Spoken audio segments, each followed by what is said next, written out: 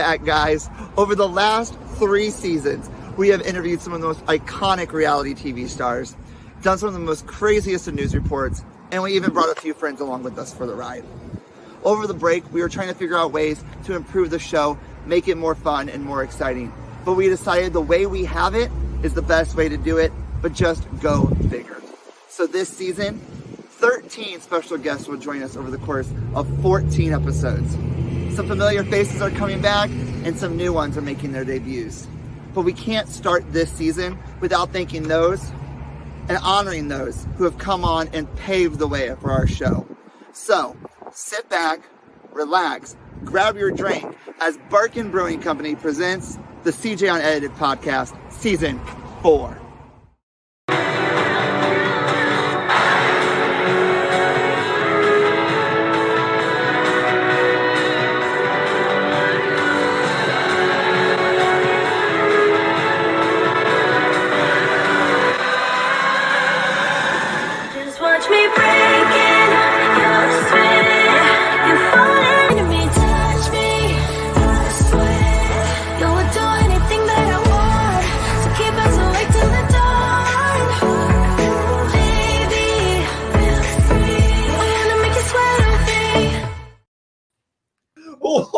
I was like, where's the song? Is it even his name? Yo, that was good. That was good. I thought it was gone. I thought we were over the days of that song. Nah, it's never gone. Sweat on Me will be forever. That song is back. We are back. And I'm going to do some little bit of rearranging here. Someone's going to freak out real quick. Yeah, welcome. I don't even know what to say. Oh, I know what to say. Go Chiefs. Go Birds. No. Okay, that's fine. Anyway, hello, you two. Hello. It's been a hot minute. Hi. Welcome back. This is, I don't know. It's been a while. I don't even know what to say anymore. It has been a while. I think October was the last time we did this. I think our last show was in November. Our last movies were in October. Was it the Hocus Pocus series? Yeah. It might have been. It was the Hocus Yeah, it Pocus. was Hocus Pocus. Mm-hmm. Oh, well. Oh my God, it's wild. We're here. So what's new? I mean, we'll start with Kevin because you're just the co-host. So we'll start with you, and then we will work our way up to me. What did you do during the off season? Same stuff. Work was like at an all-time high because we had like the holidays and things like that, and so things were pretty crazy there. Other than that, living life. Just got back from a friend's wedding, so that was fun to celebrate. As well as just, continue doing what I'm doing. I did my tax return yesterday, so that's fun. We love that. Probably the most amount of money I've made for a tax return. So yeah, fun stuff. Always great to be here. Excited for both of these movies we're talking about, which are both ones I've seen. So we love that. That you'll get, actual reviews from both movies for me. So, Yes. That's already a turnaround. Season 4, we got to go bigger. And, it's character development. Kevin needs to now watch both of the movies that we're discussing. And if you don't believe me, here, I own one of them right there. So anyway, very excited to be back. But yes. Kevin, question for you tonight. What are you drinking? Right now, a glass of milk is what I'm drinking. Ooh. No. Okay. Have we ever had a glass of milk on a podcast? I don't know that we have. Well, you I don't have think now. we got a glass of milk. That might be a first. Chrissy, what about you? Anything new, exciting? Anything happened over break that we need to talk about? I'm trying to think back to break. I mean, it was kind of like we didn't do all that much. We went and visited some friends, and then work's really busy. And then as you saw on the announcements in the off season, I'm 5 months pregnant. So That's what I was waiting. that's really exciting. He said, anything new? I'm like, yeah, I can't do anything because I'm pregnant and a freaking roly-poly. So technically, 23 weeks, 5 months. If you've seen the announcements, it's a boy. His name is Finn Michael. Yes, I named him after a Glee character and my uncle. And you'll notice I'm kind of like in, you can't see that much, but I'm in a new space.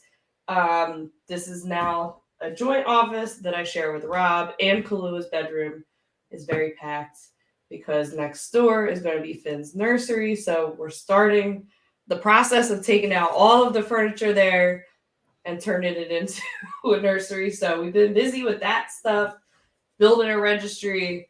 Other than that, I just sleep a lot because it is very tiring being 38 and pregnant. So I told Chrissy. And go Birds. Go Birds. We got a big weekend coming up. So period. Let's go.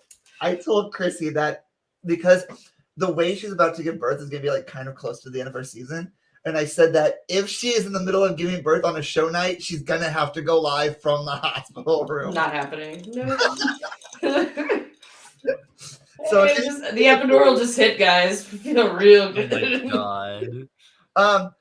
Our viewer, as always, my dad, says, woohoo! Congratulations, Chrissy. Yeah. Let's go. Thank Congrats. you. Big news. Chrissy, Big news. I guess we have to ask, what are you drinking tonight? This is not alcohol. Let me just say, whenever the season after the birth will be, yes, it will be White Claws every week. I miss them a lot. This is it's cherry limeade seltzer water. Yeah. And a little dash of lemonade in it because just water itself can be nauseating. I guess for me, it's been a lot. Finished the first semester of grad school. That was fun. Now I'm here. Second semester of grad school. No, not much. I hung out with Missy and Vicky over break. Queens. Difficult Discussions podcast. Gotta shout them out real quick. We went out to dinner. Okay, so I'm gonna tell you guys a story. Okay, it's not about the tax thing, Chrissy. So, and this is a little TMI, but it's funny, and I hope Finn doesn't kick you from laughing, Chrissy. But we went out to dinner. Okay. If it involves Vicky, he very much might. It involves Vicky. So we went out to dinner. We leave. We went and had like hibachi and like sushi, all this other stuff. We leave the restaurant. We're headed home, and I said, "Hey, can we stop at Quick Trip, which is kind of like our Wawa, for like the soda or something?"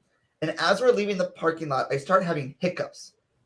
Okay, and I'm having hiccups, and all of a sudden, like, I start coughing because I like tried to inhale and swallow at the same time, so I'm starting to cough. And so Vicky in the front seat says, "You better not throw up in this car." So this is the series of events that plays out. I'm hiccuping, I'm coughing, I throw up in my mouth, and then I felt Ew. Oh my God. I farted, and I thought I shit my pants. All in the same process. And so I finally was able to calm myself, and I This said, is what happened in Vicky's car. I said, I blame this on Vicky, and she goes, "Blame it on me." Oh my God. So Vicky. it was but I literally got out of the car at Walmart, and I kind of did that the little waddle dance. The way that you So, shared your past months as But no, other than that, it's just been working on getting this podcast up and going. Yeah. So what am I drinking tonight? Do you may ask? What? What are you drinking tonight? So, as this is a partnership we now have a Birkin Brewing Company, I am drinking out of my Birkin Brewing Company Stanley. Oh my God. That's cute. What's in it?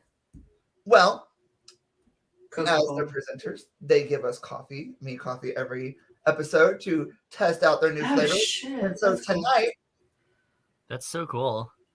brown sugar. I think it's brown sugar. She told me this morning at like 11 a.m. I think it's brown sugar. But yeah, so Birkin Brewing Company, our sponsors. I gotta figure out how to screw this lid on so that's send me some coffee. I will be able to. But yeah, that's me. So we're 10 minutes in. Should we just go ahead and kick off our unedited movie reviews? I'm down. All right, here we go.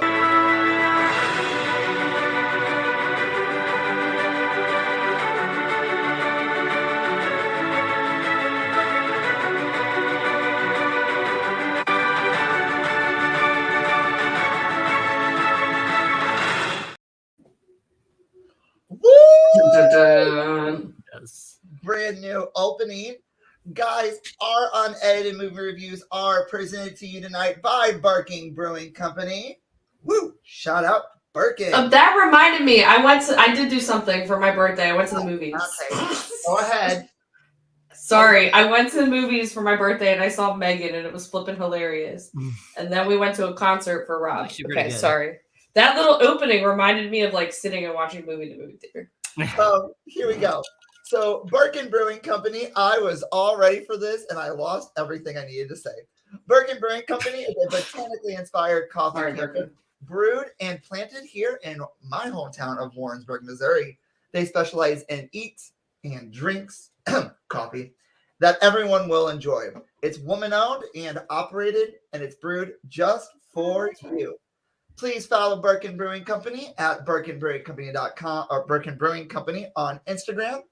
And if you are watching this episode, you will receive 50 cents off your first order at the trailer tomorrow by mentioning that we sent you. That's right, 50 cents off your first order at the trailer by mentioning that we, CJ Unedited Podcast, sent you. But also, I got a very special friend here in the audience, Brandy Wormsley. She is the owner of. Hi. Oh my God. So she's watching our show. But, thank you for sponsoring us. Yes, we love a good sponsorship. So, anyway, these are the two movies we watched. We watched Anchorman and we watched The Menu. Both completely different movies with completely different edits. Oh, yeah, for sure. We're going to start off with Anchorman. Oh, well, okay, so there's also someone else watching. Stephanie is also watching. She didn't mention in the chat on YouTube that she was here, but one of the other owners, there's 4 of them, are also watching our show. Okay, ladies. Okay, Stephanie. But we're going to start off with Anchorman, and here we go. How much time? You're on. I love scotch. I love scotch. Scotchy, scotch, scotch. Here it goes down into my belly. That is good. You're on the air. How are you? You look awfully nice tonight. Maybe don't wear a bra next time. How much time till we're on? We're on, Ron. What? We're on the air right now. I'm ready. Good evening. I'm Ron Burgundy. Here's what's going on in your world tonight. It was the 1970s. Looking good, San Diego. In a simpler time. Hey, Garth, how's the divorce? Oh, not so good. I'll probably never see my kids. Fantastic. It took a simpler man Follow leads, confirm sources. Real journalism, my friend. Great. Right on. Now, what's a lead? to deliver the news. I have some very urgent and important breaking news. Cannonball! Will Ferrell is Ron Burgundy, Who's that handsome devil? a Californian so popular You stay classy, San Diego. he could have been governor. Hey, I like that fanny. Oh, Mr. Burgundy. Anchorman, the legend of Ron Burgundy. Burgundy did it. Hi-ho. Oh, Ron Burgundy is down, and it is bad.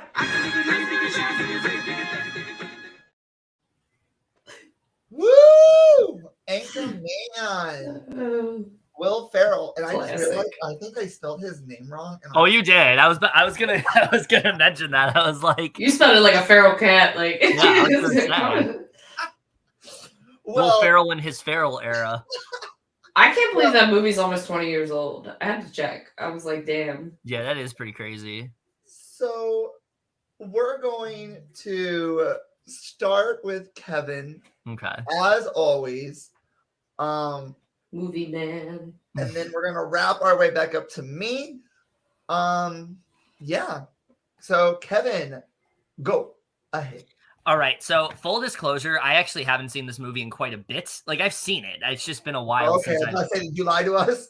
No. I've seen it in I haven't seen in quite a bit, so I think some of the details might not be as fresh as these two, who I assume did get a chance to rewatch it before we did this podcast. But Anchorman's a classic. I mean, Will Ferrell, I feel like, was so perfectly cast for this role as Ron Burgundy. He's so instantly just iconic as this character, who not exactly the most likable guy in the world, but you love him because of just how fucking crude he is and things like that, and just the kind of person he is in this movie. I think that he plays that character very well. But I also like what this movie has to say about, like, you know, news anchors and things like that, and what they will really do to like get to the top. You know, his constant feuding with Christina Applegate's character, who, you know, because it's the 70s and things like that, and she's a woman coming into you know, as a news anchor, there's a lot of scrutiny and things like that. And the whole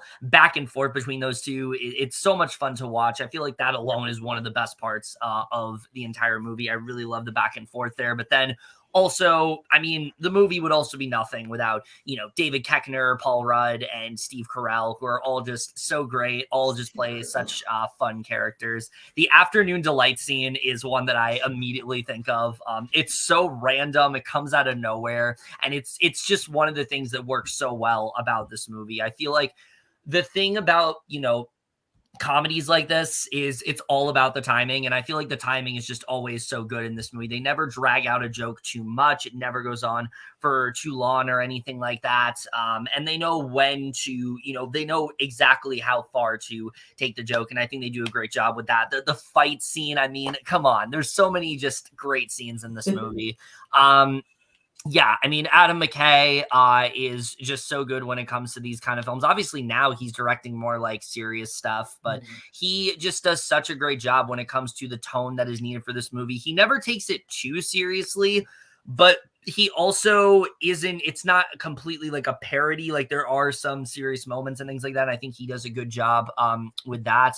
And overall, yeah, it's a really fun movie. I wish I had more to say because, like I said, I didn't get a chance to rewatch it before this, but it's really fun for what it is. It's one of the best comedies out there. Definitely really, really enjoy this one a lot. Deserves all the praise that it's gotten over the years. Okay. Rating? Oh, I'd give it an A. Okay. Yeah. Clarissa? Okay, so this one is kind of like, I don't know. I like other satires better, like satirical comedies better, but this is still like, as much as the plot to me is not all that like riveting, like to follow sometimes, it's just like you can't help but think of it as like a classic movie because of all of the quotable lines. Like, I couldn't go through this movie review without saying, like, you know, I'm kind of a big deal. People know me. I have that escalated quickly. I have tons of leather-bound books in my apartment. I love you, or I love Lamp. Not I love you. Well, I do love you, but I love Lamp. This is one of my husband's favorite movies. He's seen it like dozens of times, and I remember when this came out. I think it was like in 2004. I know it was like when I took satire in college. We watched a lot of like movies that were considered satires and like shows, and this was one of them. The idea of it like satirizing women in the workplace, and how, you know, they strive to be equal, but then her character just kind of starts on this really strong path and then just ends up falling in love with him, and it taken from there. Will Ferrell was kind of like you said, super funny and a joy to watch in this movie, even though the character was kind of like a dick. Oh yeah. Oh yeah. And what's his name? Steve. Oh, Brick. Brick. Yeah, Steve. What's his last name? Steve Carell. He was. I think he was my favorite. He's so good in this movie, and the chemistry between like Christina Applegate and Will Ferrell, like, it ages pretty well for me. Like, it's not like the plot of it is, you have to just remember it's a satirical comedy because the plot of it's not all that like riveting. And I'm curious, I never saw the second one, so I'm like curious to know how the second one matches up. It's pretty good. First. It really kind of dives into like the late 70s like really well, and kind of like the changing times and things like that. I think it's still a fun sequel. It holds its own. Awesome. Yeah, yeah, overall, I think it's kind of like one of those movies for me. I'd probably I would have it on in the background if I had like a bad day, or like I was watching a scary movie and then I wanted to fall asleep and I needed just something like pleasant on that would make me laugh and put me in a better mood. Like I said, like not super like thrilling, but it's funny and it's just like lighthearted. There's just so many classic lines like "F you, San Diego." So yeah, overall, I think I would give it a B. Okay. So I'm gonna tell you, the first time I watched this, I got like 5 minutes in, and then I fell asleep. Not because it was boring, but because I was tired. I tried watching it, and I was like, I'm ready for bed. Wait, this year was the first time you saw it? Yeah, this is the very first time I ever saw it. Oh my gosh. I gotta say, there's a lot of memorable quotes in there. Tits McGee. Like the part where he's talking about how San Diego came to be, like the name. And he's like, she's like, no, that's not it. My favorite one, I don't even remember the line now, but when she's Weird like, love. when they're like on air and it's like the credits are rolling and they're yelling back and forth at each other, I was like, okay, you know what? This is funny. And then she says something, and then he's like, ah, and then like he gets up and walks away, and I was like, okay, love it. Overall, there was just it to me, and I'm gonna be honest, it didn't really sit well with. It's not like I was kind of bored through a lot of it. There's a lot of funny moments. I love every single one of them. Paul Rudd, Steve Carell, Will Ferrell, Christina Applegate. Love them all. It's just it wasn't my choice of a movie. I wanted like Chrissy said, she would put it on to fall asleep. I want to put it on. No offense. Okay, listen. At first, the kicking of the dog over the bridge, didn't like it. Then Snap! I didn't even mention that shit. Hilarious. Or when he's like running down the street trying to get to the television station before she finishes her broadcast. Funny because he stops and takes the cigar out of the guy's hand. It's a good movie, not my movie. So that's all I really have to say about that. I think it's kind of weird that we're going down the line here, but I give it a C. Oh wow. We have some ratings in the chat though for this movie. We're going down the line one more. Scott gives it a D. Okay. I was gonna say, who's gonna be that person to give it a D? Oh, I just opened it. It says D rating, and then Stephanie Stevens says A. It's a classic. It's just, I think, like, I would probably say C for the plot, but then, like, just the quotable lines bring it up to a B for me. Like, I will not get you. The plot is a C. The lines are definitely an A for me. Yeah. Like I'll always mess with Rob. I'm like, who do you love? And he's like, Lamb. Like, you just remember it. Like, it's almost been 20 years. It just sticks with you. Like, it's. I want to start saying Tits McGee now. Just a random. Tits McGee. Anyway, as Chrissy did say, this did just spawn a sequel. I don't know, 3 years ago. No, it was like 2013, I think. Oh, okay. I was gonna say it was more than. No, it was not. It was. I thought it was 2013. Yeah. But here is that trailer. In the 70s, they were an elite unit with names like Brink, Champ, Brian, and Ron. They rose like the phoenix, and then they were gone. Their legend became but a whisper, told by the trees, until now. We're starting a 24-hour news channel, and we want you. I'm going to do the thing that God put Ron Burgundy on this earth to do. Have salon-quality hair and read the news. This just feels right. The news team is back. Welcome to the 80s, baby. Is that your foot between my legs? No. Oh. It was my hand. Your hair looks like wet popcorn. I like the parts of your face that are covered with skin.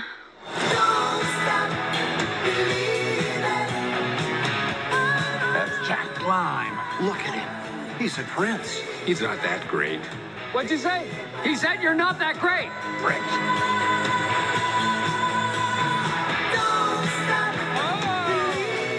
read Jet Magazine. Or, Jerry Curl Daily. What are you doing? I'm breaking down the barriers of race by assimilation. And on that note, which one of you convicts with the longest record can pass me the mashed potatoes? Am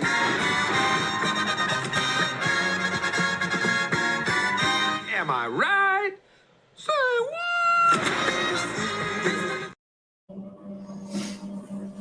Wow. I want to give it up to Donovan. Oh, there's Rob.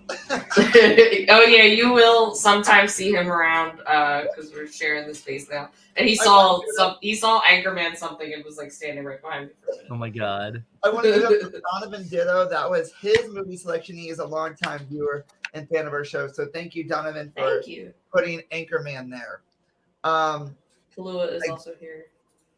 Kahlua! Oh my god, Kahlua Cam. Kahlua Cam. We need to do a 24-hour live just cam with Kahlua.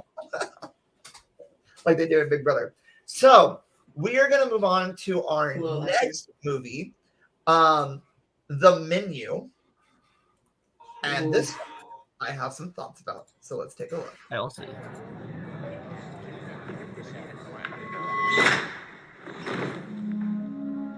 Good evening. Welcome to Hawthorne. It'll be our pleasure to feed you. Tonight will be magical.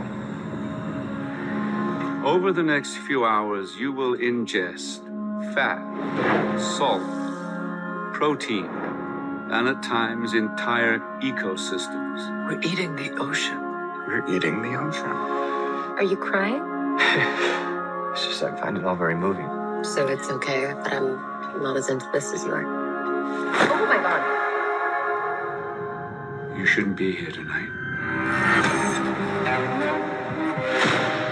You, my dear guests, are not the common man. Isn't that right?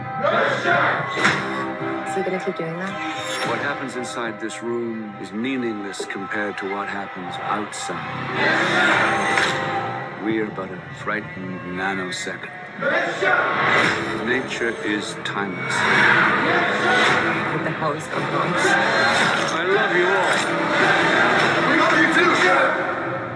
Any questions? Is this bergamot I'm getting, Chef? Yes, it is.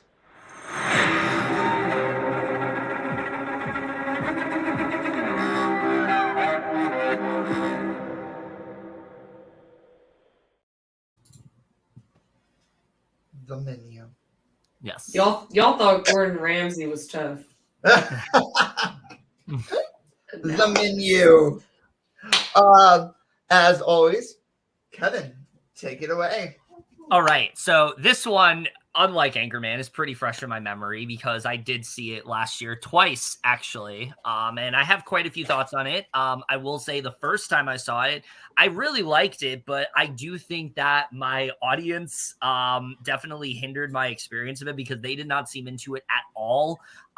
They just were very weirded out by it. The second time I saw it, I had the right audience. They understood what they were going for. They laughed at the appropriate moments. They seemed very affected by what the film itself was, and it made me like the film that much more. The thing about The Menu that I think it does really well is we've seen an onslaught lately, I feel like, of all these different films talking about, certain class systems and things like that, and, fuck the rich and all this stuff.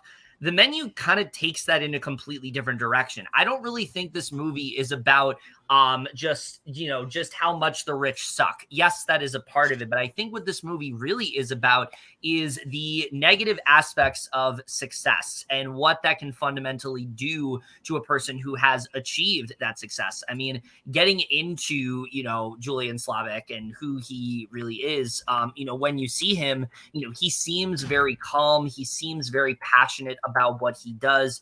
But the more the film goes on, the more you start to realize how kind of robotic he really is and kind of just how over all of this he seems. I mean, he has such an apathetic nature to the way that he speaks. And, the more the film goes on, I think you kind of start to realize why he is this way. And it's because of the people that are constantly frequenting his restaurant that don't really seem interested in food the way that he does. And he has become so focused on trying to cater to those people, that he's kind of lost touch with himself. And I feel like that's something that a lot of people can kind of relate to. You try so hard to entertain this specific subset of people. You want to do what you can to make sure these people are comfortable, that they are on your wavelength, all that stuff. And it makes you completely lose touch with who you are as a person. And that's why eventually in the film, the moment where, Anya Taylor-Joy's character says, I want a cheeseburger and I hate your food. Can I just get a cheeseburger?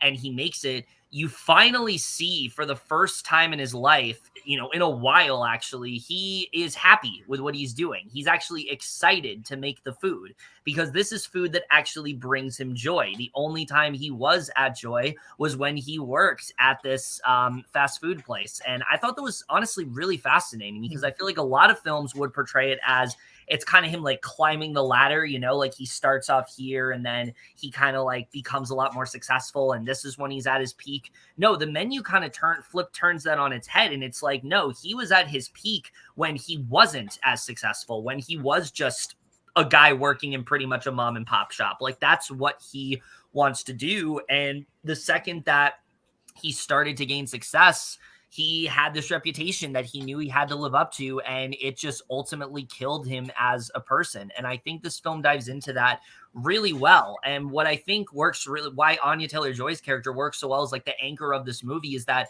she's the only person in this film that has any kind of like humanity still within her. She's kind of like over this. She's like, no, this is bullshit. I don't understand what's going on here. Why are we so fascinated by food? Why are we talking about it in this manner? Why don't we have any fucking bread? Like you can tell that she is really over, what has happened. And I think she really suits well as like kind of the audience of this movie and her recognizing, what's really going on. I think they dive into that very well. But then you look at all the other like side characters in this movie, like Nicholas Holt's character, for example, seems like he is obsessed with what Slavic is doing at first, but once he's finally put into that position after constantly, being obsessed with his foods and saying all this knowledge about how he feels, he can't even apply himself in that way. He can't even attempt to try to make something that isn't complete shit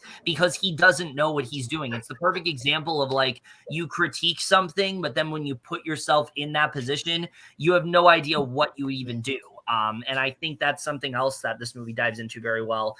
When it comes to the food critic in this movie, her nature of, constantly criticizing Slavic, you can see that she kind of, shaped him into who he is today. The friends that we encounter and all the sort of criminal misdeeds that they did, I think all of that is touched upon so well in this movie. And again, it really just stems to the idea that these are people who are frequenting this restaurant, are okay with spending like 12 grand like a night going to this restaurant constantly, and yet they don't seem to have a care about anything. They're just kind of here. They don't care about the food. They don't care about anything. They've never complimented what he does. They really just, they really just don't seem to care about anything that he's doing. And I think this movie dives into that whole concept very well. But the satire is also so good in this movie. I always think back to the line where he's talking about how everybody wronged him, and all the girl says is that she got into Brown, and he's like, did you pay student loans? And she's like, no. And he's like, all right, you're dying tonight. Stuff like that is just so on point. Sorry, you're dead. Was that the girl that was with like she had stolen like her boss's money?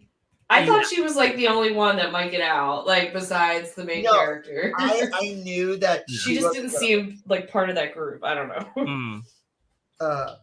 She's like dying and she like licks the melting chocolate off her finger. Oh my god. Kevin, is there anything else?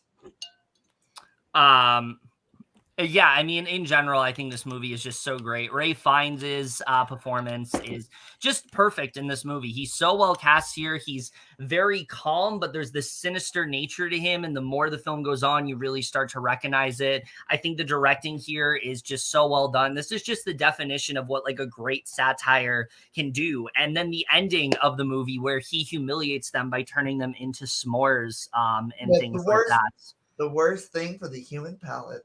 Yeah, it's so good. It's so good. I really love this movie a lot. I know that there are people who aren't as big on it just because they think that it's a little too pretentious in what it's going for. But for me, the more I think about it, the more I just really love what this movie is doing. And I think it really hits on its themes very well. So I definitely would, it's definitely probably one of my favorites of last year. I give this one an A. I think it's very effective in what it does. Well, I meant to say this at the very beginning of this episode, but everything in this movie is a spoiler. So yeah, I forgot to mention it until he started saying everything from the movie, and I went, "Damn!" I could have sworn you already put it up. I didn't, but again, everything is there like a deleted scene on your little Blu-ray thing? There, so apparently there's a scene that like the food critic, like the female one, that she gets like waterboarded because she keeps complaining about like her soup. Oh my god, the broken like emblem or what's it called? Like emblem? It's waterboarded with it. Yeah, they like continue. They start bringing her more and more broken stuff, and she complains. So they waterboard her, and that's why like towards the end of the movie, it looks like she's been like in water. I don't know.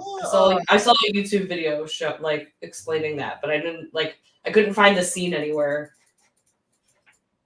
Chrissy, your turn. So the first time I watched this movie, I was a little confused. Like, I think it held up better on a rewatch. I did have to do it like twice. And I think I'm going to actually watch it again with Rob because he wants to watch it. It's kind of like one of those things.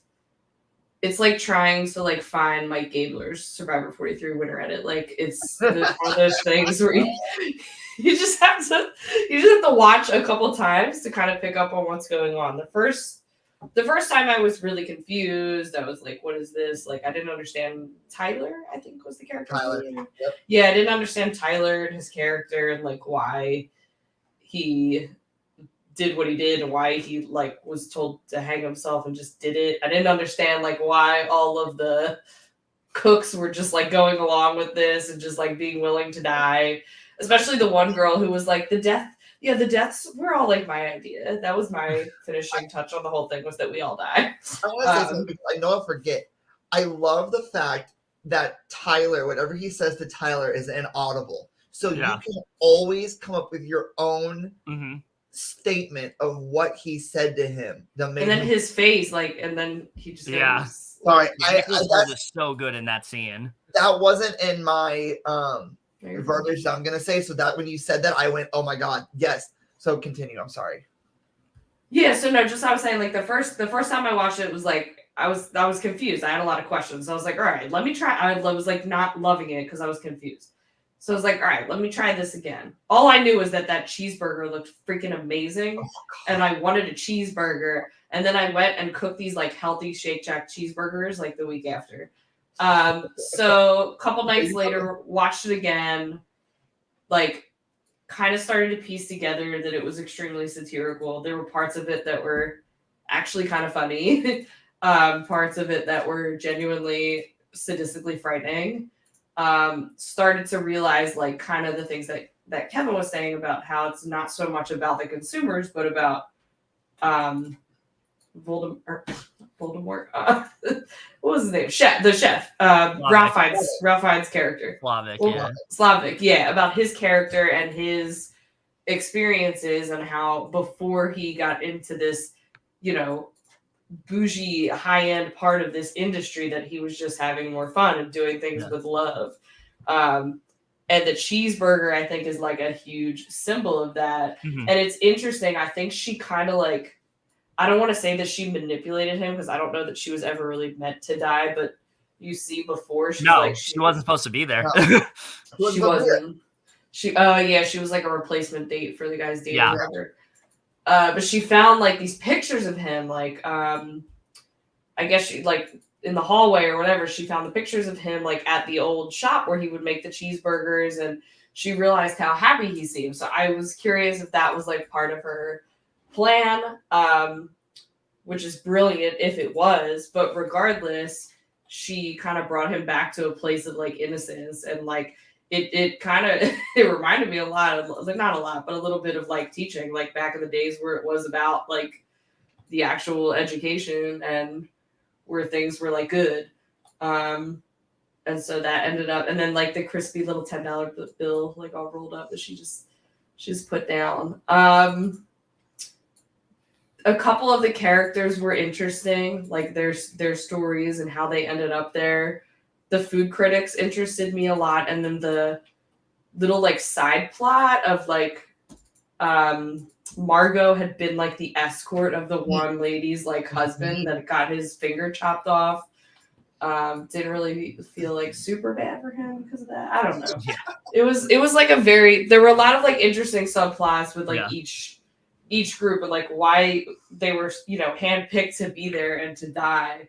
And I wasn't like super convinced that all of them deserved to die. Like the girl that said she hadn't had the college loans, and then they were like, yeah, you're dying.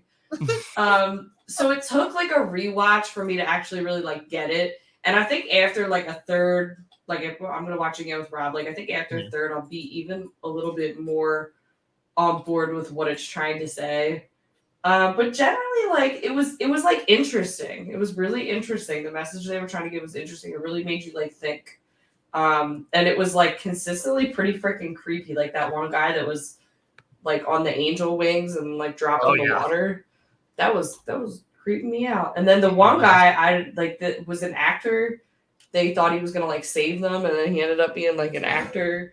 Yeah. The Coast Guard guy. The Coast Guard. Yeah. I mean, I probably could have seen that coming, but at the same time, like I was analyzing the movie at that point, so it was a little surprising.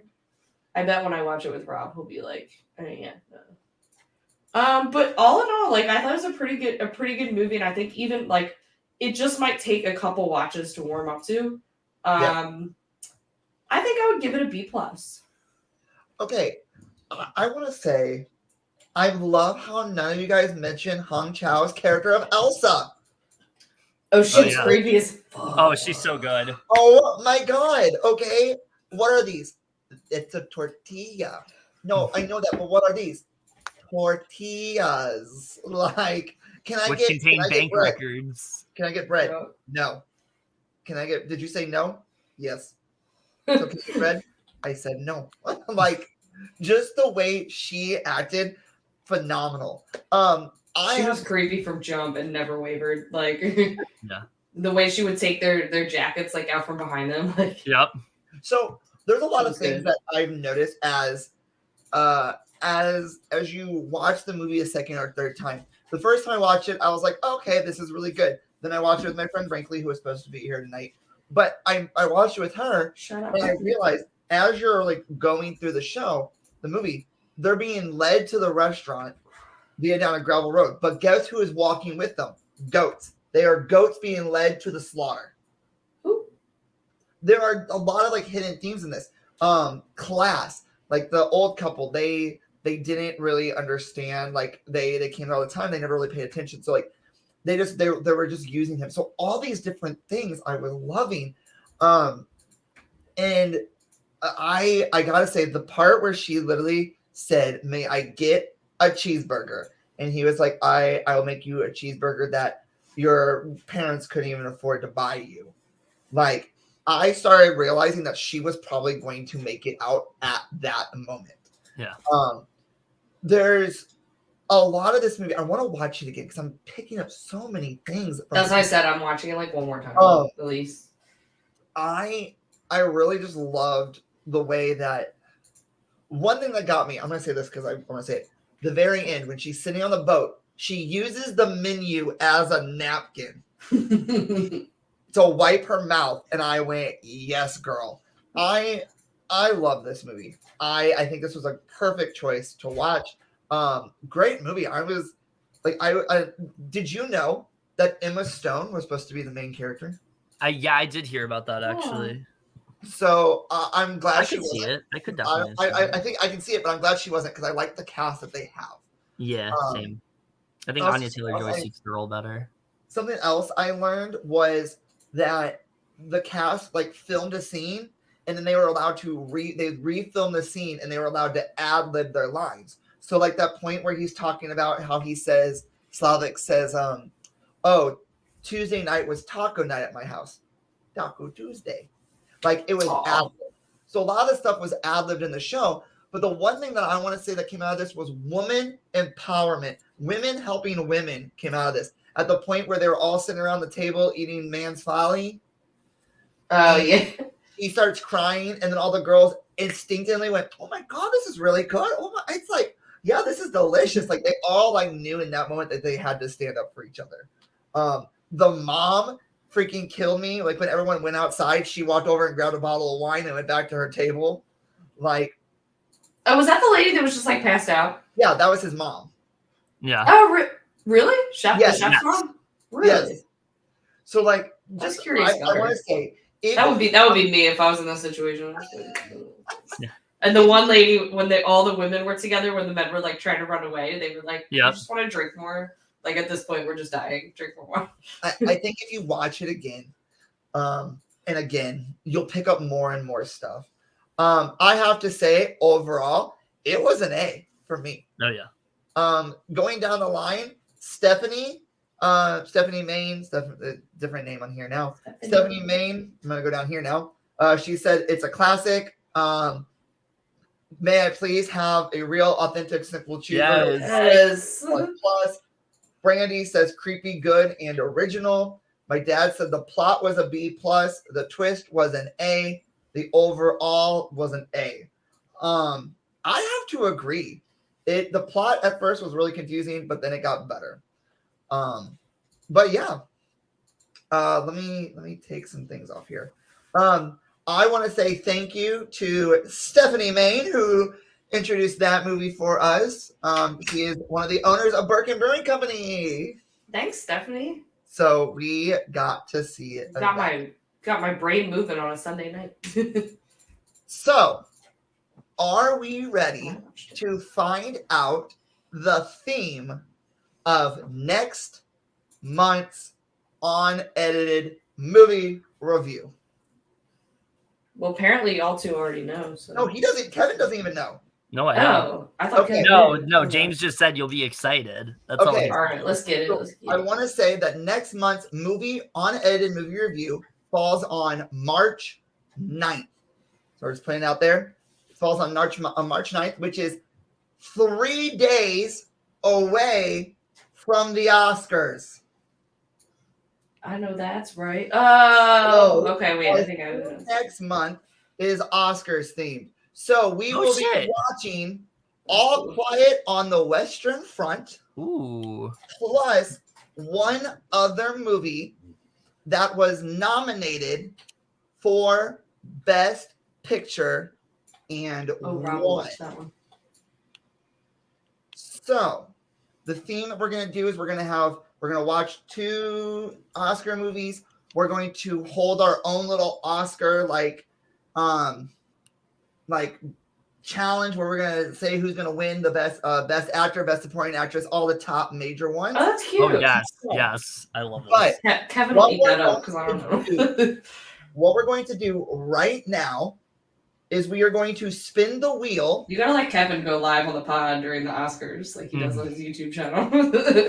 I always do live streams. Spin the wheel right now to find out which one of these movies will be the second movie. Are they all Oscar-nominated movies? These are all Oscar Best Picture winners. Oh, winners. Okay, let's party. We have 12 Years a Slave. Oh God, that's so sad. Spotlight. Oh. Crash. Oh no. Green Book. Oh or God, I can't do Green Book. Birdman or The Unexpected Virtue of Innocence. Are we ready to find out what movie we will be watching. Please Green don't Book and crash. 12 Years a Slave are so sad. I Please can't don't be do it Crash. again. Here we go. What's a movie I told myself I will not watch? But again, if it's Crash, I'll do that to Kevin. We'll see. Okay, I'll take it. I'll take it. That's a good one. I love Spotlight. Woo! Never seen Spotlight it. the winner. That's a great one. That next month we will be watching All Quiet on the Western Front and Spotlight. Do you like how quick I had that graphic? I'm not saying You were I have right it. on Is that shit. Spotlight about like communism? No. No. Or it's about like newspaper? Yeah. Well, Yes. kind of. Yeah. It's about. So And I know what the other one is. Well, I will say Rob that likes the other one. I actually I will haven't say seen All that I had Quiet yet. graphics made for every single one just in case. But so yes, next month on Edited Movie Reviews, we are going to be doing Spotlight and All Quiet on the Western Front. I will, guys, say All Quiet on the Western Front is on Netflix and it is in German, but you can have it with audio, English dubbed.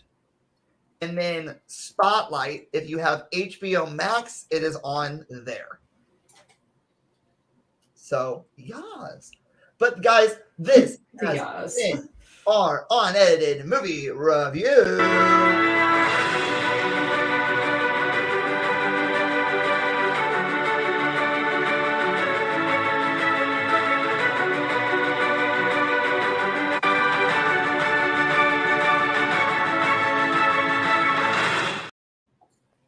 Woo! God, what an incredible first episode and our season premiere. We did fantastic. We are super excited.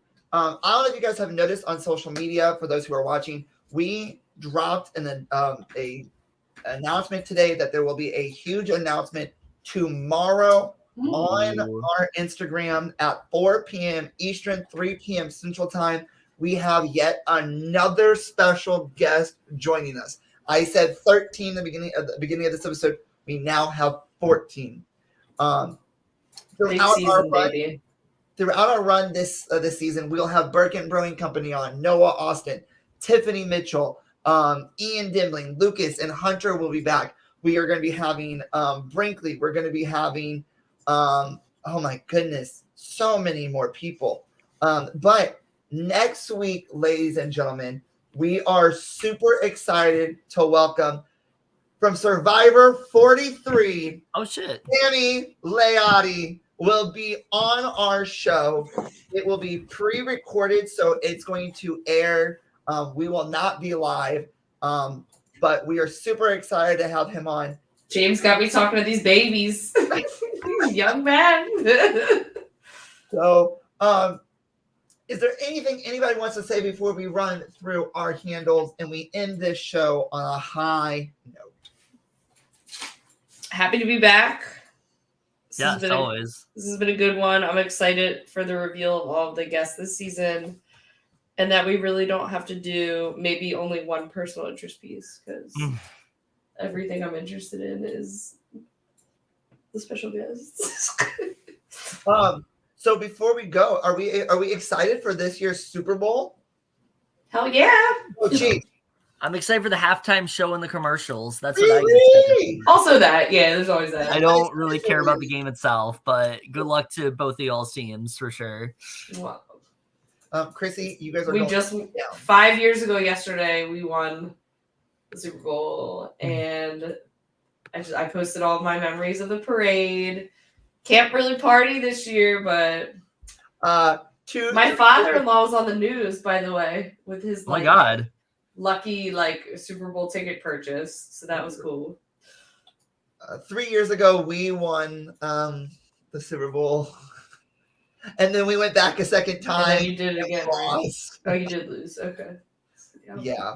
All I will say this is I really hope the Eagles win the coin flip. Why is that because since Super Bowl since 2014, the winner of the Super Bowl was the loser of the coin flip. Oh. So I'm really hoping you guys win. Also, any team who wears white also wins. So. And you went to the championship game, so that's cool as shit. That was fun. My dad says, "Go Chiefs." Do you know there's a Chiefs bar in Philadelphia? Like, it's like Kansas City Chiefs theme bar. I've heard about that. But they're closing it on Super Bowl Sunday because they're afraid some of our fans can be a little outrageous. Kevin, anything you want to say? Nothing really. Always enjoy being here, and good luck to you guys on a great new season. Thanks, Kevin.